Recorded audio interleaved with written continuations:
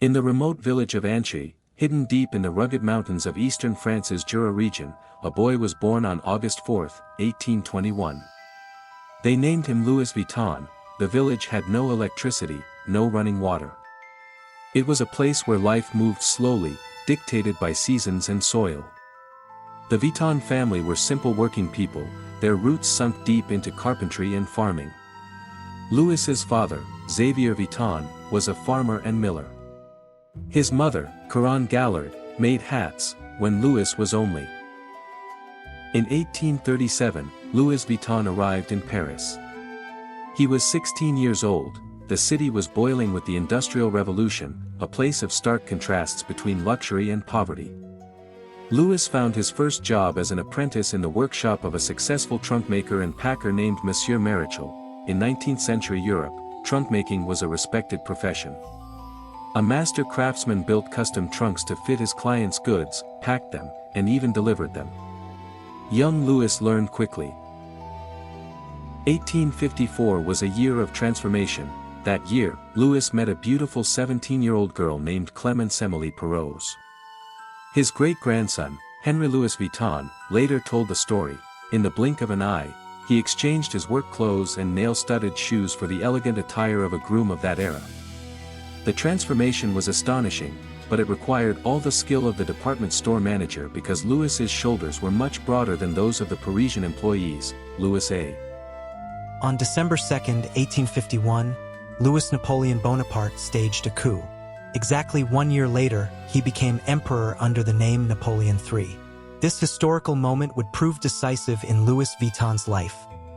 The emperor's wife was Eugénie de Montijo, a Spanish countess of extraordinary elegance. When she married the emperor, she appointed Louis Vuitton as her personal trunkmaker and packer. She entrusted him with packing the most beautiful dresses in the most exquisite way. This position opened doors that would otherwise have remained closed forever. Louis now served the wealthiest and most aristocratic clients in Europe, and they would remain his patrons for the rest of his life. In 1858, 4 years after opening his workshop, Louis unveiled his revolutionary creation, an entirely new kind of travel trunk. Traditional trunks were made of leather and had rounded tops. These rounded surfaces had been useful in the days of horse-drawn carriages. They helped rain and mud slide off the backs of horses. But the world was changing. Trains and steamships had become the primary means of travel. Louis Vuitton created a trunk that was rectangular with a flat top. He abandoned the heavy, crack-prone leather. Instead, he used lightweight wood covered with a gray canvas called trianon, a fabric he designed to be waterproof and stain-resistant. The flat top made it possible to stack trunks easily and safely during shipping. Success came quickly. Orders poured in not only from the French royal family but also from Ismail Pasha, the Khedive of Egypt. In 1859, Louis needed more space. He moved to a larger workshop in the village of Asnières, northwest of Paris, today known as Asnières-sur-Seine. The location was perfect. Situated on the banks of the Seine River, close to the railway line, it made transporting finished products and receiving raw materials easy. Louis, his wife Emily, and their son Georges lived in an apartment above the workshop. This historic workshop still exists and operates today. It is called the Ateliers Louis Vuitton Asnières, a living monument to the man who built it. In 1870, the Franco-Prussian War erupted, followed by the siege of Paris and a brutal civil war that destroyed the French Empire. Louis was forced to flee Paris and close his shop. When he returned a year later, on January 28, 1871, he found Asnières in ruins. The workshop was destroyed and looted, its equipment stolen or smashed, his employees scattered, but the man who had walked 300 miles at 13 did not give up. With the same stubborn spirit, he immediately began rebuilding his life.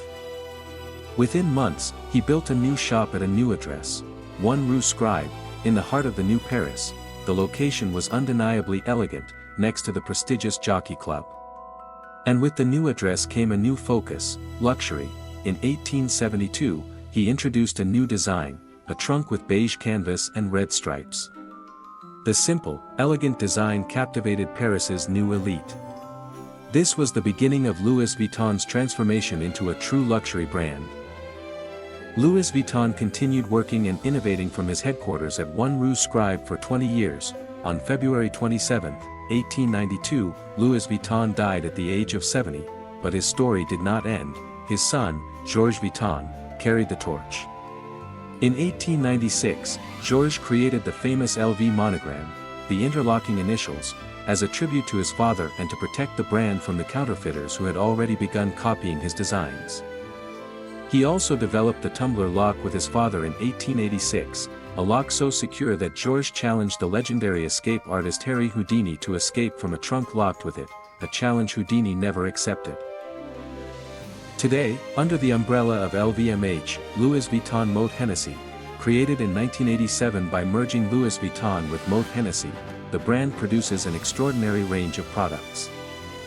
Women's bags, complete collections of luxury handbags, travel luggage, the traditional trunks where it all began, wallets, small leather goods, purses, card holders, belts, fine leather belts, scarves, accessories, silk scarves, headwear, sunglasses, classic and contemporary designs, shoes, women's and men's footwear. Watches, luxury timepieces, fine jewelry, precious pieces, books, stationery, travel guides, art books, pens, fragrances, distinctive perfume collections, ready-to-wear women's and men's fashion collections. Louis Vuitton uses a wide range of leathers in its women's handbags, main leathers, monogram and print leather, soft leather embossed with the LV logo, luxurious and comfortable, AP leather, a dyeing technique creates a unique rippled texture, durable and elegant. Cuir Tourlon, fine, strong calf leather, cuir cachemire, extremely soft leather with a cashmere-like feel, soft leathers, soft calfskin, used in contemporary designs, lambskin, very soft and luxurious, used in more delicate models, exotic leathers, limited and exclusive collections, crocodile, among the finest leathers, used in exceptional pieces, lizard, smooth with distinctive grain. Python, used in special designs, signature fabrics, monogram canvas, the coated canvas with the iconic logo, damier canvas, the checkerboard coated canvas. Louis Vuitton had one son, Georges Vuitton, 1857 to 1936. Georges Vuitton, born 1857, died 1936. When Louis died in 1892, Georges took over the company. He was 35 years old. His achievements include creating the LV monogram, 1896. The interlocking initials became the world's most recognized luxury logo.